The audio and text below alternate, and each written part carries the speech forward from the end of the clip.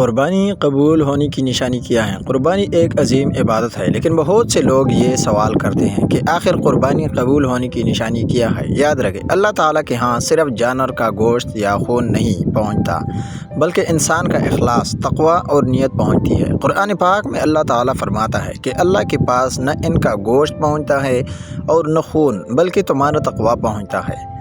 اس لیے اگر قربانی کے بعد انسان کے دل میں اللہ کا خوف، نیکی کی محبت اور گناہوں سے نفرت بڑھ جائے تو یہ قبولیت کی اچھی نشانی سمجھی جاتی ہے۔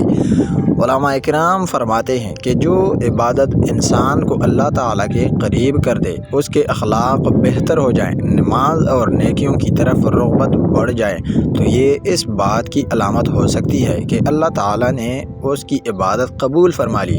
لیکن اگر قربانی صرف دکھاوے، شہرت یا رسم کے طور پر کی جائے تو انسان اصل مقصد سے دور ہو جاتا ہے۔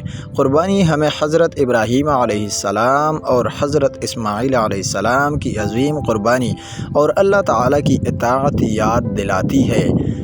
ایک مسلمان کو چاہیے کہ قربانی اخلاص، محبت اور تقوی کے ساتھ ادا کرے اور اللہ تعالیٰ سے قبولیت کی دعا بھی مانگے۔ اللہ تعالیٰ ہماری عبادات، قربانی اور نیک اعمال کو اپنی بارگاہ میں قبول فرمائے، آمین۔